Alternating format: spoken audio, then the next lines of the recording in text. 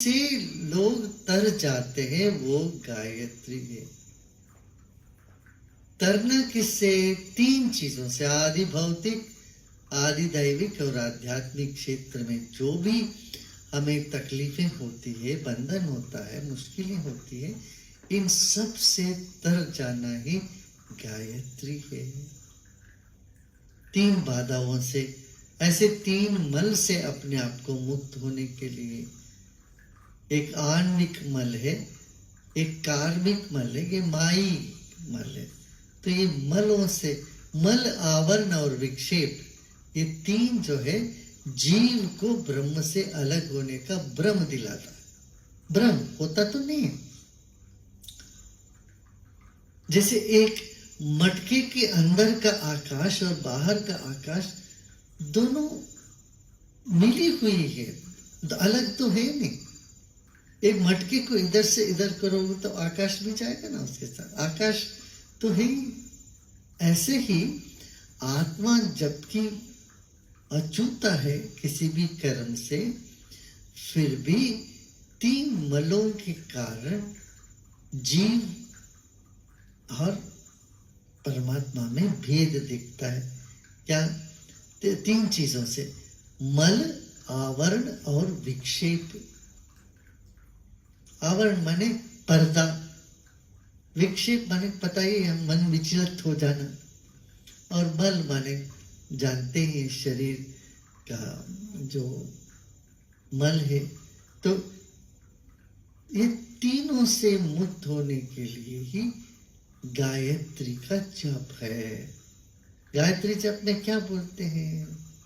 पहले तो ओंकार, एक ओंकार सतनाम आपने सुना ही है। सिख धर्म में इसी को मुख्य माना गया। ओम इत्येकाक्षरम ब्रह्मा, ये भगवान कृष्ण ने भी गीता में बोले।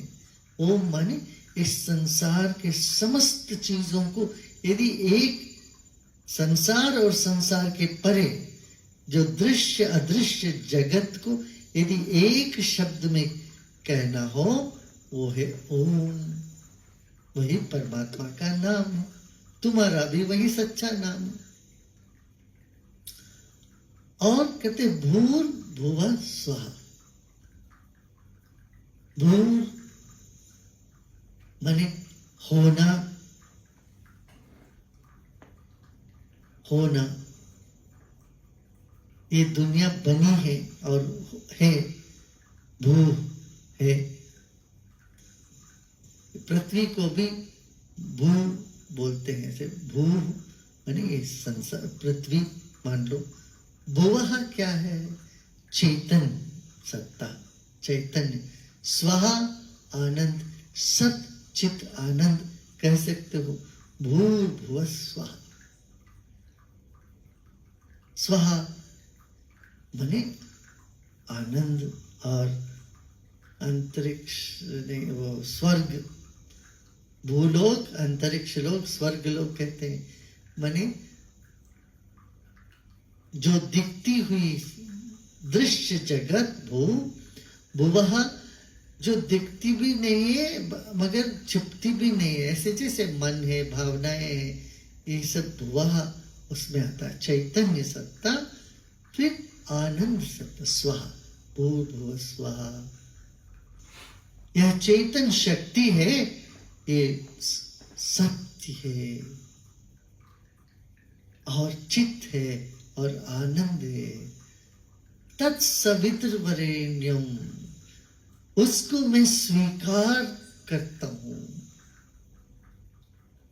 वरण करना माने स्वीकार करना, उसमें घुल मिल जाना, उसका हो जाना, उसको अपना बना लेना, इसी को वरण।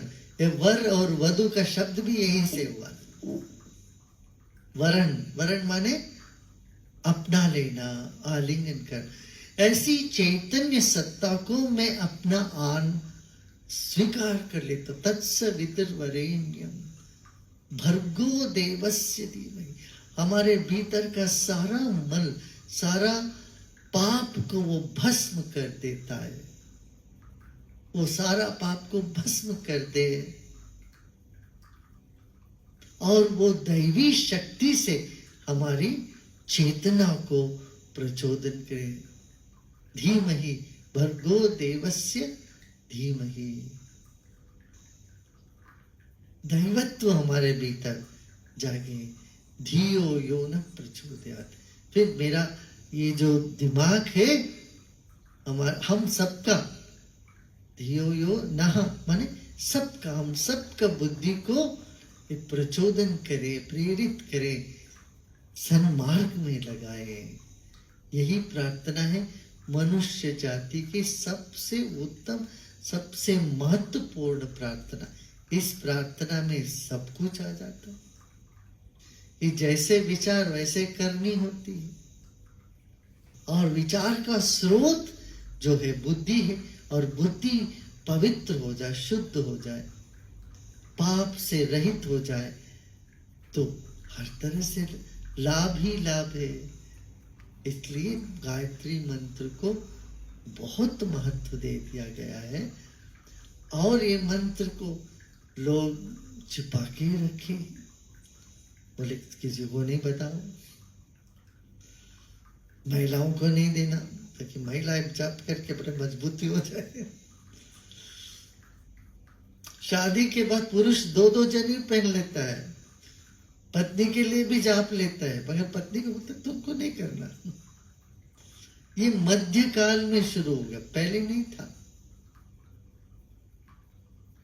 पुरातन जमाने में, पुरातन काल में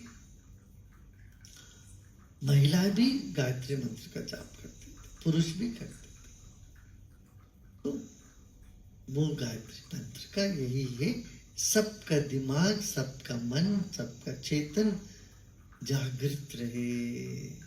और इसी में सारे देवी देवता निवास करते, ये भी दैवी गुण सब उसमें आ जाता। जब बुद्धि ठीक हो, सारे दैवी गुण तुझमें होता है कि नहीं, होगा कि नहीं, अवश्य होगा।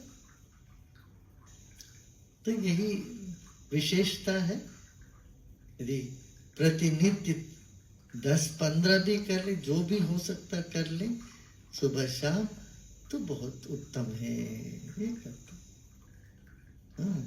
और ये गायत्री प्रतिपदा कम से कम साल में 1 दिन गायत्री प्रतिपदा का थोड़ा ज्यादा करके बैठो। अधिकस्य अधिकम फलम, अधिक करने से अधिक फल मिलता। ठीक है, अभी हम लोग ध्यान करते हैं।